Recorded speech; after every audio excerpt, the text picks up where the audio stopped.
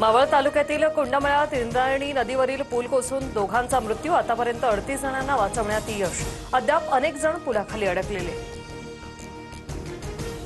इंद्रायणी पूल दुर्घटनेत अडकलेल्यांचं एनडीआरएफ कडून बचाव कार्य सुरू। 18 रुग्णवाहिका घटनास्थळी, 12 जखमींवर उपचार सुरू। 40 जण वाहून गेल्याची शक्यता।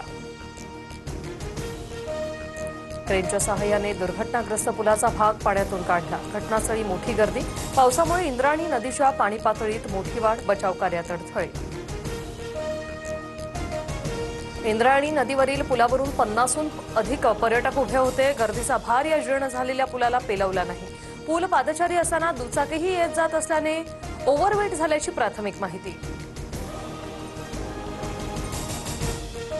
विभागीय आयुक्त तहसीलदारांशी मी संपर्कात। सर्व यंत्रणांना अलर्ट मोडवर।